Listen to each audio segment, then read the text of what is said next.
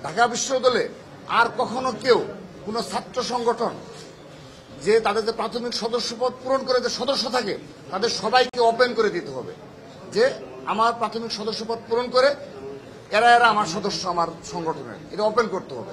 তো এটি তারা আমাদেরকে জানিয়েছে, আমরা আশ্বস্ত হয়েছি, আমরা বিশ্বাস রাখছি যে তারা এখান থেকে পিছপা হবে না।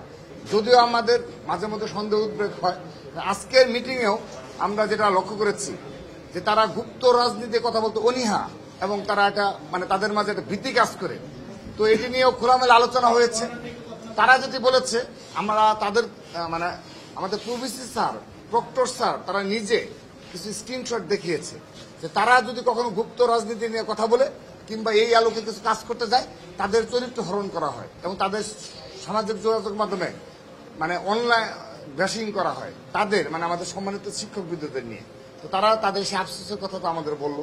তো আমরা তাদেরকে আশ্বস্ত করেছি আমরা সচেতন ছাত্র সংগঠন হিসাবে যেহেতু জুলাই আগস্ট গণ অভ্যুত্থানের যে চেতনা রয়েছে সেটি ধারণ করেই সকল ছাত্র সংগঠন ক্যাম্পাসে ছাত্র রাজনীতি করছে। তো সে কারণে তারা আমাদের আশ্বস্ত করেছে এই গুপ্ত রাজনীতি একটা বার রেখে তারা আগামীতে এই রূপরেখা প্রণয়ন করবে। তো সেজন্য আমরা আশ্বস্ত হয়েছি।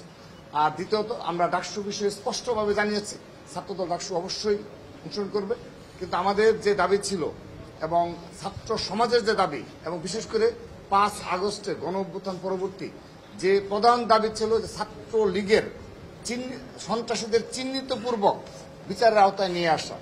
তো তারাও এটি তাদের যে গাফিলতি রয়েছে স্যাররা স্বীকার করেছে এবং বলেছে যে ইতিমধ্যে শাহবাগ থানায় যে মামলা করা হয়েছে সেখানে আরো কিভাবে ইনক্লুড করা যায় সে বিষয়ে তারা কাজ করছে।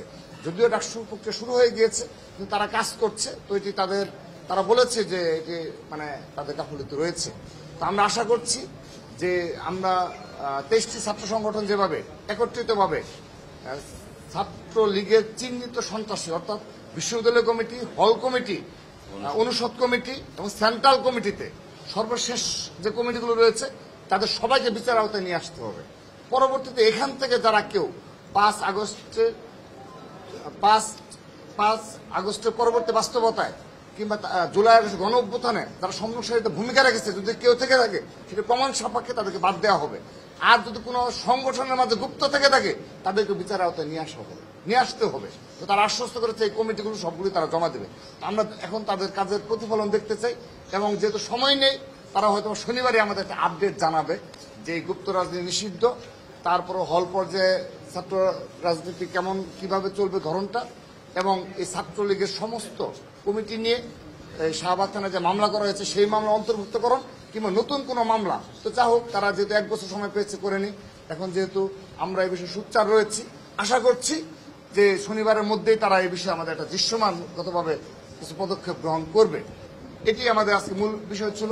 আর আরেকটি বিষয় হলো যেটি ইতিমধ্যে আমাদের সাধারণ সম্পাদক বলেছেন, আপনারা লক্ষ্য করে দেখবেন ঢাকা বিশ্ববিদ্যালয়ে টিএসসি ভিত্তিক এবং হল ভিত্তিক বিভিন্ন সামাজিক ও সাংস্কৃতিক সংগঠন রয়েছে। তো এখানে অধিকাংশ সংগঠনের গঠনতন্ত্রে লেখা রয়েছে যে কেউ যদি রাজনীতি ছাত্র সংগঠনের সাথে সম্পৃক্ত থাকে তাকে এখানে নেতৃত্বে নিয়ে আসা যাবে না, এরকম একটি কিন্তু অধিকাংশ সংগঠনের গঠনতন্ত্র রয়েছে। তো এখানে আমাদের শিক্ষক মহোদয়ের নিকট থেকে আমরা জানতে পারলাম, তারাও এটি স্বীকার করেছে আমাদের সাথে, যে এখানে সরাসরি বলি ইসলামী ছাত্র শিবির গুপ্ত রাজনীতি করে তাদের পরিচয় গোপন করে তারা ওইসব জায়গায় দখল করে নিচ্ছে। এটি সরাসরি দখলদারিত্ব কায়েমের মতো। ছাত্রলীগ যেভাবে করেছে ছাত্র শিবির ঠিক সেভাবে দখলদারিত্ব কায়েম করছে। তো তারা বলেছে হ্যাঁ এই বিষয়টি তারা আইডেন্টিফাই করেছে, তারা এই বিষয়ে আমাদের সিদ্ধান্ত জানাবে, ওই যে রূপরেখা প্রণয়নে এই বিষয়টি অন্তর্ভুক্ত থাকবে বলে আমাদের আশ্বস্ত করেছে। এবং সর্বশেষ আরেকটি বিষয় বলে শেষ করছি, সেটি হলো আপনারা এর আগেও আমরা এই বিষয়ে আপনাদের জানিয়েছি, সেটি হলো ঢাকা বিশ্ববিদ্যালয়ের শিক্ষার্থী সংসদ গ্রুপ, যেখানে আমাদের দুটো ফেসবুক গ্রুপ রয়েছে যেগুলো জুলাই আগস্টে গণ অভ্যুত্থানে গুরুত্বপূর্ণ ভূমিকা পালন করেছে। আমরা সবাই এখানে সম্পৃক্ত ছিলাম। পরবর্তীতে এখানে যারা অ্যাডমিন রয়েছে তারা এটিকে একটা কুক্ষিগত করেছে এবং এখানে ঢাকা বিশ্ববিদ্যালয়ে মব ক্রিয়েট করার ক্ষেত্রে, নারীদের হেনস্থ করার ক্ষেত্রে এবং এমনকি কোনো শিক্ষক যদি গণতান্ত্রিক ভাষায় কথা বলে তাদের এগেনস্টও কিভাবে এখানে মব ক্রিয়েট করা যায় সেই প্রক্রিয়া এখানে হয়ে থাকে। এবং এটি অবশ্যই ঢাকা বিশ্ববিদ্যালয়কে রিপ্রেজেন্ট করে না। এই ঢাকা বিশ্ব শিক্ষার্থী সংসদ গ্রুপে যে ধরনের বাজে ল্যাঙ্গুয়েজ ব্যবহার করা হয় এটি কখনো ঢাকা বিশ্ববিদ্যালয়কে রিপ্রেজেন্ট করে না। তো আমরা একটা সাধুবাদ জানিয়েছি আজকে আমাদের সম্মানিত ডিসি স্যার সহ প্রক্টর স্যার সহ তাদেরকে। তারা নাকি আরো বেশ কিছুদিন আগেই এই যারা অ্যাডমিন রয়েছে তাদেরকে চিঠি ডেকেছে, চিঠি ইস্যু করে তাদেরকে ডেকেছে। তো আমরা তাদের জানতে চেয়েছিলাম যে চিঠি ইস্যু করে ডেকেছেন কিন্তু মিডিয়াতে কেন আসলো না। তো যাই হোক, এটাও তারা গোপনীয় ভাবে করেছে। তো এটি তাদের ঠিক হয়নি যে গোপন প্রক্রিয়া অনুসরণ করার জন্য। তো আজকে জানাচ্ছি তারা আমাদের অবহিত করেছে যে ঢাকা বিশ্ববিদ্যালয় শিক্ষার্থী সংসদ গ্রুপের যারা অ্যাডমিন রয়েছে তারা বিভিন্ন তাদের বিরুদ্ধে অনবরত অভিযোগ রয়েছে এবং সেই অভিযোগের সত্যতা ডিসি স্যার স্বয়ং নিজে পেয়েছেন। তিনি গোয়েন্দা সংস্থার কাছ থেকে স্ক্রিনশট নিয়েছেন।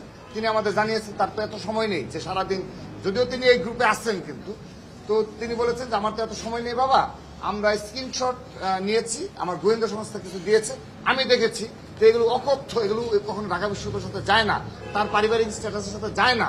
সে কারণে তিনি ডেকে নিয়ে এসে এই বিষয় করেছেন। তো আমরা বলেছি যে এই যে 1 বছর এই ধরনের একটা গ্রাউন্ড তৈরি করা হলো ডাকসু নির্বাচনের আগে, এই 1 বছর পরিকল্পনা মাফিক যাদের একটা সেন্টার রয়েছে এই সব কিছু যারা মব ক্রিয়েট করে যারা এই সোশ্যাল মিডিয়া গ্রুপগুলো পরিচালনা করছে এবং যারা গুপ্ত রাজনীতি করছে, সবাই মিলিতভাবে একটি সেন্টার রয়েছে যারা উদ্দেশ্য প্রণীতভাবে ষড়যন্ত্রমূলকভাবে এবার এই কার্যকলাপগুলো করেছে, অপরাজনীতি এবং অপসংস্কৃতি জন্ম দিয়েছে। তো সে কারণে এই দুটো গ্রুপের বিষয়ে তারা আইনানুগ ব্যবস্থা নেবে আমাদের আশ্বস্ত করেছে। ডক্টর স্যার বলেছে তিনি নাকি একটা জিডিও করেছেন। তো আমরা একটা সত্যতা নিরূপণ করতে পারবো না, আপনার তার কাছে চাইতে পারেন। তো তারা বলেছে যে এই গ্রুপগুলোতে ঢাকা বিশ্ববিদ্যালয়ের নাম ব্যবহার করে, লোগো ব্যবহার করে, ঢাকা বিশ্ববিদ্যালয় রিপ্রেজেন্ট করে কিন্তু পুরোপুরি একটা অপসংস্কৃতির জন্ম দিচ্ছে, যেগুলো পরবর্তী প্রজন্মকে বহন করে চলতে হবে। ঢাকা বিশ্ববিদ্যালয় আগামীতে এই বিষয়গুলো থাকবে, সেখানে তারা অবশ্যই এই বিষয়ে ব্যবস্থা নেবেন, সে বিষয়ে আমাদের নিশ্চয়তা দিয়েছে। রাকিব ভাই, একটা প্রশ্ন, সেটা হলো আপনারা হল কমিটিগুলো দিয়েছেন শিক্ষার্থীদের, অনেকে আপনারা যেটা বলছেন যে আন্দোলনের মুখে ভিসি বলেছিলেন যে হল কমিটিতে রাজনীতি থাকবে না, আজকে আপনারা বলেছেন এই বিষয়ে আপনারা আলোচনা করেছেন, আসলে সব বিষয়ে আপনাদের কি জানান? হ্যাঁ, এই বিষয়ে আমাদের সম্মানিত এই বিষয়ে আমাদের মাননীয় উপাধ্যক্ষ মহোদয় সুস্পষ্টভাবে বলেছেন যে তিনি হল পর্যায়ে নিষিদ্ধের কথা বলেননি। তিনি ওই দিন একটা মবের সামনে তিনি বলেছেন নিয়ন্ত্রিত অবস্থায় থাকবে। তিনি বলেছেন যে হল পর্যায়ে রাজনীতিটা সেদিন যে মব ক্রিয়েট হয়েছিল তার বাসভবনের সামনে সবার সম্মুখে সম্মানিত উপাচার্য মহোদয় তিনি বলেছিলেন যে রাজনীতি নিয়ন্ত্রিত অবস্থায় থাকবে। তো তিনি আজকে বলেছেন যে এই বিষয়ে তিনি একটা কমিটি প্রণয়ন করছেন, কিছুক্ষণের মধ্যে পাবলিশ হবে। সেই কমিটি ঢাকা বিশ্ববিদ্যালয়ের এই হল পর্যায়ে রাজনীতি, ছাত্র রাজনীতির ধরন কি হবে, রূপরেখা কি হবে, সেই রূপরেখা প্রণয়নে একটা কমিটি গঠন করেছে এবং গুপ্ত রাজনীতি এই হল পর্যায়ে নিষিদ্ধ করা যায় সেই বিষয়ে তিনি এই কমিটি কাজ করবে। এটা 1-2 দিনের মাঝে হয়তো রিপোর্ট দেবে। তার মানে আপনাদের হল কমিটিগুলো থাকছে?